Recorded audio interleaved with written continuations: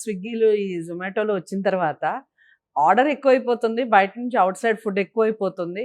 అందరూ working women's అందరూ బయటికి వెళ్ళిపోయే వాళ్ళు ఎక్కువ అవుతున్నారు కాబట్టి ఒక ఆర్డర్ పెట్టుకోవడం, తినటం అనేది ఎక్కువ అవుతుంది. సో ఇలాంటి ఫుడ్ వల్ల కూడా మీరన్నట్టుగా ఇలాంటి పెయిన్స్ కానీ ఇలా పిల్లలు జబ్బును పడే అవకాశం ఎక్కువగా ఉందంటారా? 100% అండి. లేటెస్ట్ రీసెర్చ్ కూడా of course, though it is not confirmatory, but it is pointing towards a significant shift in the diet. Not only joint pains, even cancer లాంటి ప్రాబ్లమ్స్ కూడా they are pointing towards the diet. డైట్లో 3 aspects మనం care తీసుకోవాలి. ఒకటి, లో salt diet is recommended. A health problem అయినా రాకుండా ఉండాలంటే జాయింట్ పెయిన్స్కి కూడా లో salt diet is recommended. Second thing, diet rich in vegetables and fruits.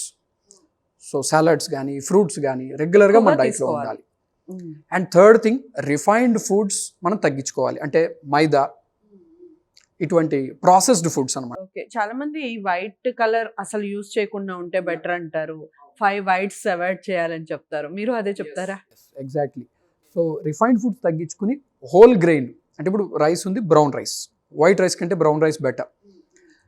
దీనికంటే అలాగే వీట్లో కూడా హోల్ వీట్ ఈజ్ బెటర్. దీనికంటే బెటర్ మిల్లెట్స్, ఎందుకంటే మిల్లెట్స్లో ఫైబర్ కంటెంట్ ఎక్కువ.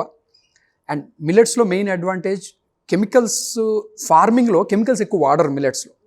Because millets is a very old traditional seed. It is not hybrid seed. Unlike rice and wheat are hybrid seeds. So they need lot of pesticides. వాటికి pests ఎక్కువ రావు మిల్లెట్స్కి. So ఇవన్నీ కూడా మన ఫుడ్లో chemicals load, అంటే pesticide load తగ్గించుకునేలా organic ఫుడ్కి shift అవ్వడము, ఇంకా ఫ్రూట్స్ అండ్ వెజిటబుల్స్ పెంచుకోవడము, లో సాల్ట్ డైట్, ఈ 3 మనకి యాజ్ ఆఫ్ నౌ రీసెర్చ్ ప్రకారం కన్ఫర్మ్ అయిన ఫ్యాక్ట్స్. జాయింట్ పెయిన్స్ రాకుండా మనం సిగ్నిఫికెంట్గా హెల్ప్ అవుతాయండి.